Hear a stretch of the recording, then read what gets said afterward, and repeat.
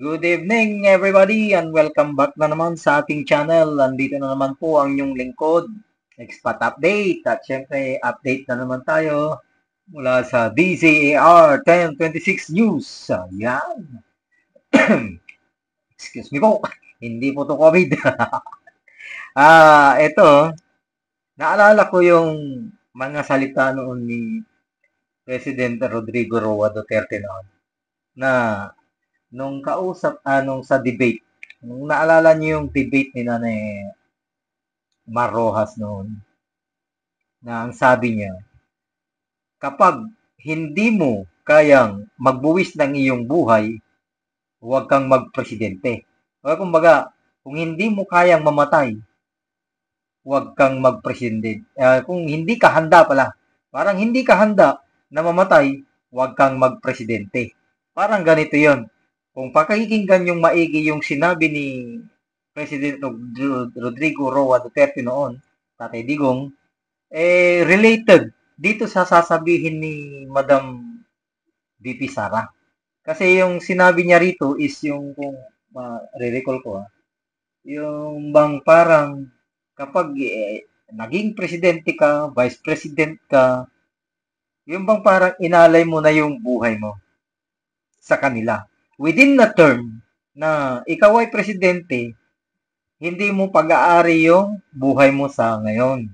Kasi nasa taong bayan. Kasi yan ang sinumpaan mo bilang isang pangulo ng bansa. Tama naman. Kasi nga, kaya ka nga binoto dyan eh. Unang-una dyan eh, yung mga sinabing continuation ng mga magagandang gawain tulad ng mga build, build, build. Yan. Build, build, build. Ginawang build better more. Ngayon, flood, flood, flood. Okay. Tapos yung mga parang hindi ko siya narinig about sa corruption. About sa drugs naman, na isa sa mga ni President Rodrigo Roa Duterte, yung about sa war on drugs, na yan talaga ay very successful para sa atin. Pero ang sabi nila, yung mga ayaw sa kanya is hindi naman hindi naman sila, kumbaga kontra sila, failure daw. Pero para sa atin bilang mamamayang Pilipino, very successful. At saka napakarami pa. So, wag na natin patagalin na tayo na ang nag-ano dito. Dapat i-content natin si Madam BP. Ito na po. Pakinggan yung maigi. Mamaya na lang tayo magkomento. So, pasok po, Madam. My take on the demand to take a drug test, for a government official, for all government officials, especially the president. Yes. Nakatali yun sa kanyang oath. When he took the oath as president, he said there that I consecrate myself to the service of the nation. So, ibig sabihin nun, ibinibigay niya yung buhay niya sa bayan. So, ibig sabihin nun, ang nagmamay-ari ng buhay niya ngayon ay ang taong bayan. So, kapag sinabi ng taong bayan na gusto namin mag-drug test ka, hindi ka pwedeng hindi. As president, as vice president, hindi ka pwedeng humindi. Kasi that is a question on your competency to lead.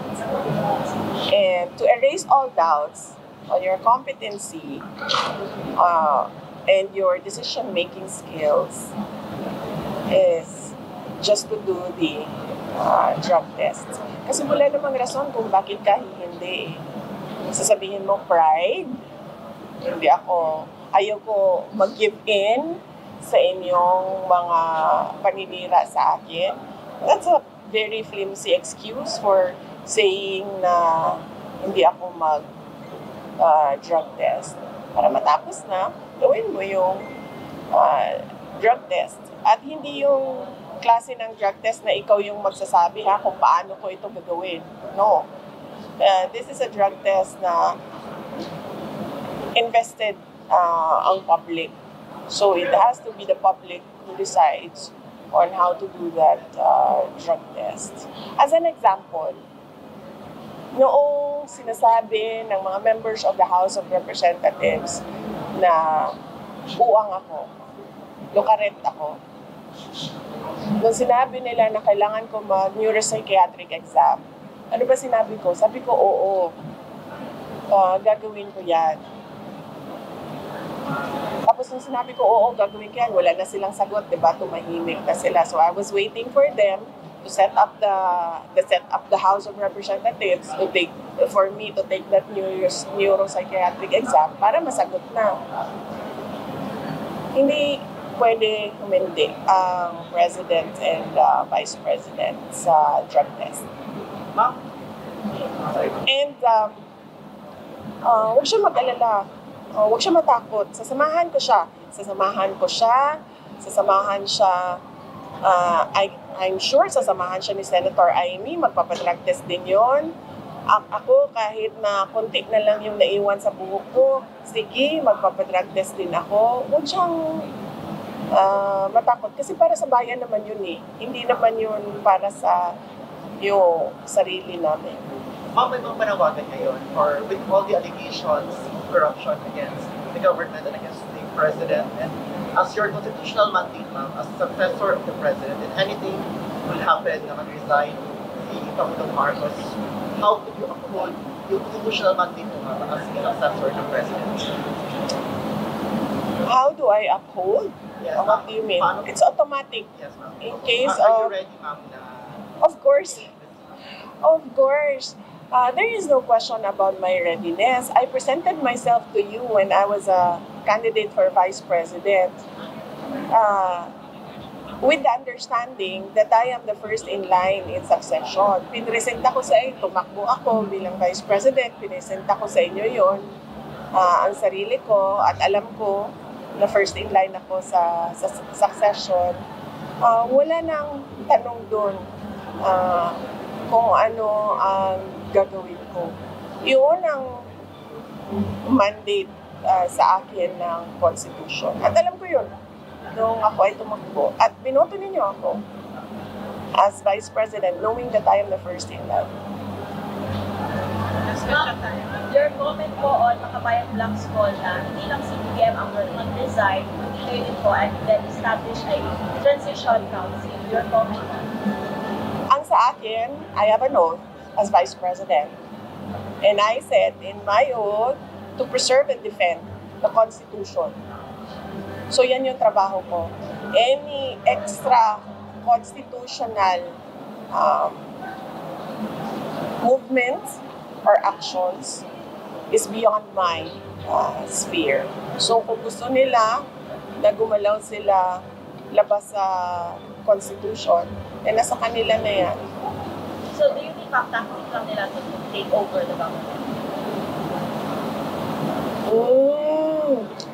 Ng Makabayan.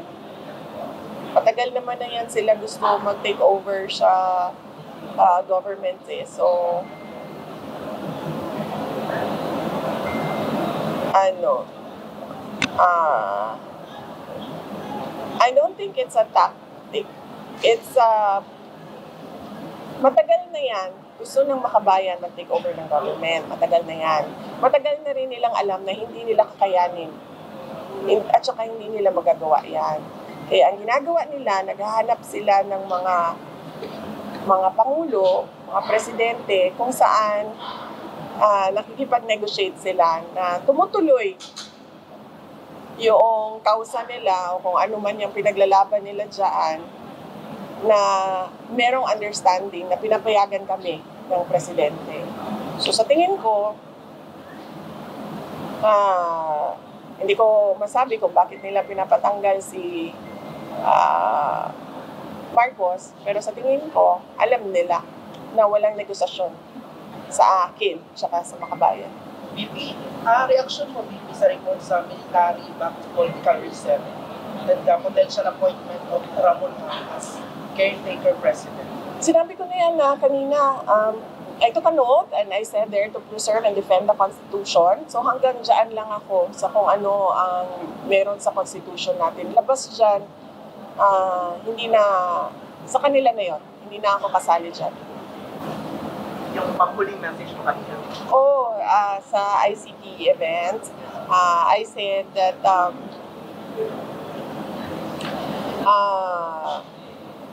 we are behind, no? The Philippines is behind in terms of, I think na misunderstand ng mga tao. Walang problema sa private sector. Kasi alam nila what is out there and what they can do for the Philippines. Meron tayong problema sa gobyerno. Sobrang bagal natin to push the ICT and the AI technology in terms of governance. At as a direction for our country. So yun yung sinasabi ko na dapat bilisan ng ating gobyerno yung pagtulak ng ICT sector. May rally on November 30 against corruption daw. So, meron ng mga personalities na dadalo. Kayo po ba magkikisa kayo dun sa rally on November 30? Nakikiisa ako sa lahat ng mga kababayan natin sa kanilang karapatan sa malayang pamamahayag at pananalita. Bibi, sinabi ng palasyo na paulit-ulit daw na negative na daw si BBM last 2021 sa drug test. Bakit po pa daw i-insist na magpa-drug test? Any reaction? Kasi ang question is today. Ang question sa kanyang capacity and decision making ay ngayong araw na ito. Hindi siya tanong noong na dated 2021. The question on the capacity and the decision making capacity of the president is dated November. Ano date ngayon? Year lang. 25. It's dated November 25, 2025. Therefore, the drug test must be taken November 25, 2025. Kasi ngayon yung tanong, hindi naman ang tanong nung 2021 eh. Hindi ma-dated 2021 yung tanong. Ang sinasabi ni Senator Amy, kailan ba yun? Siya nagsalita. Last Sunday? Last Sunday yun. That is the date. Alam, mahilig lang kasi yung palasyo ba na i-gaslight yung mga tao at ilihis yung usapan. Bibi, may payo ka ngayon sa gobyerno kasi nagkakatulog na laganap ng corruption. Baka may payo ka, vice advice. Ayoko nang magpayo sa kanila kasi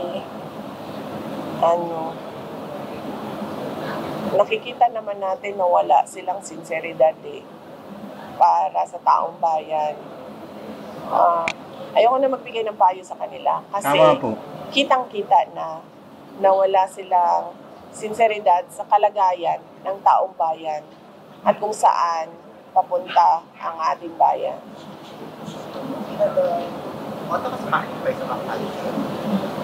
Sa December 25?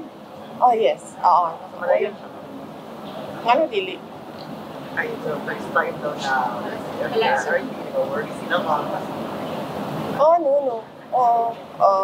Ang pahalipay sa Taal, there were years na wala si former President Duterte nag-attend sa pahalipay sa Taal pero naagihapon. The only year na walay pahalipay sa Taal was during COVID. Kay dili yun musugot ang health sector at the time. But whether or not naadib to ang personal attendance ni former President Duterte, magpadayon gihapon ng pahalipay sa Taal. It is a tradition ng pamilya na magbigay kasiyahan sa ating mga kababayan during Christmas Day. Thank you very much. Wala na kayong tanong. Meron po, Sige. yung mahabol na lang, yung reaction mo kay Harry Roque na inansel yung niya, passport ng RTC sa Philippines. Financial yung passport niya.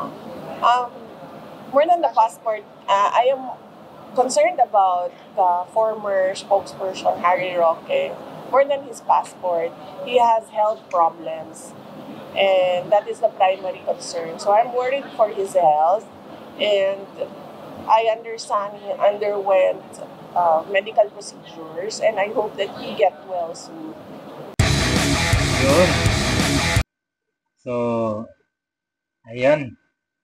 Hanggang dito na lang ang magko-komento tayo ng konting-konti lang. Kasi sa mga panahon ngayon, alam nyo mga kababayan, dahil noon yung mga nandyan sa House of Representatives na panay ang kanyang banat sa kanya, ngayon, nasa kanila na ang atensyon ng mga tao na pinaratangan sa 125 million sa confidential funds, kung ano-ano pang pinaratang, lokarit, na pusit, kung ano-ano dyan, na wala na ngayon, na wala na rin na, ano tawag nun, naghahangad pa talagang maging, kumbaga maging senador yung babae na yun, si Castro. Kala mo naman, may mahihila siya sa national na kupo. Yun nga lang yung mga, alam niyo, yung mga nagpapaupo sa mga, sila lang yan. Pero sa ngayon, ngayon, lumakas na naman sila. Pero yung bilang nyo, kung tutuusin, wala na kayong mga bilang. Kaya nga kahit magsama-sama kayo dyan magsama yung mga loyalistang, talyanistang Enchimada, magsama-sama yung mga kakamping at dilawan, wala na kayong bilang kung tutuusin. Yung na lang yung sabi nga ni VP Sara, matagal na kayong gusto talaga maupo dyan. Hindi pa ba sapat yung mga ginawa nyo? Dilaw. Panahon ni Cory, dilaw na. Panahon ng ng iba-iba pang namayagpag na nga kayo Ito lang sa amin, 6 na taon lang yung sa amin pero na-wipe out kayo. Kaya natatakot na naman kayo maupo si Madam Sara. Kasi ma-wipe out na naman kayo. Mauulit yung mga 8 diretso. Tapos ito ngayon, maghanda-handa kayo. Bakit hindi natin pagbigyan? Bigyan ng Ayaw talaga nila. Kasi gusto nila sila ang maupo. Na wala naman silang panlaban. Sino panlalaban nila? Leni Robredo. Nako. Sino? Tito Soto? Nako. Mas madaling Rafi Tulfo? Nako. Mas lalo yung yung Vico Soto. Okay. Magsama-sama na kayo. Dapat nga dyan, ang gawin nyo ganito. Bibigyan ko kayo ng para maganda yung laban. Parang sa Amerika, Republican, saka sa yung, di ba, dalawa lang yun sa Amerika. Parang ganun ang gawin nyo. Kasi, ang problema sa inyo, tulad dito sa amin, pag sinabing si VP Sara Duterte ang tatakbong presidente, wala nang iba. Tapos ang usapan, pag sinabing si Senator Bongo yung maging katandem niya, wala tayong problema dyan. Kasama niya si Robin Padilla, wala tayong problema dyan. Kasama niya si Rodante Marcoleta, wala tayong problema dyan. Maski sinong kasama ni VP Sara, sigurado yan, magiging vice president yan. Hindi na kayo makakaupo, wala. Talagang mangyayari yan. Kasi, kaya ngayon, lahat ng mga ginagawa, tulad nito, alam, kung ako si Ma'am VP Sara, talagang gagawin ko dyan. Sige, magsalita na lang ako magsalita. Alam niyo kung bakit? Lahat ng sasabihin ni Vice President Sara ngayon, pinapakinggan ng tao. Hindi tulad noon. Nung panahon pa bago pa lang masiraan o sinisiraan pa lang, dahil hindi pa lumalabas yung mga katarantaduang ito. Pero naniniwala na tayo doon. Kasi dito tayo. Sila lang yung mga hindi naniniwala. Panay ang birada. tingnan niyo yung mga House of Representatives ngayon na napaka-iingay. Pumutok ang flood control. Ayun, para mga basang sisiw. Ito ngayon, dito sa sa mga iba pa. Basta yung mga maiingay dyan na impeach Sara. Dyan lalo na sa House of Representatives ako. Lalo na yung mga makabulok black, makabayan black. Yan, napakaingay nila hanggang ngayon. Pero hindi nyo mapipigilan. Lalo na ito, lumabas na naman yung, sasabihin niya, huwag kang matakot, Mr. President. Kasi sasamahan ka ng BP at may escort ka pa, si Manang. Kaya, ito ang boses ng taong bayan. Yan ang hinahanap na sa inyo. Hindi yung 2021. Wala na yun. Matagal nang nangyari yun Malay nyo, di ba? Noon, nagparehab ka muna siguro. Ngayon, wala ka panahon magparehab. Kasi nga, nakaupo ka dyan sa palasyo. So, ba't nawala?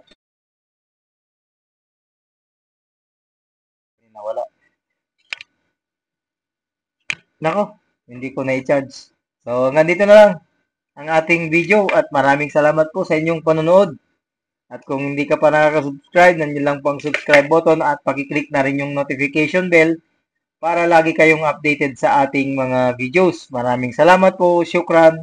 Assalamualaikum warahmatullahi wabarakatuh.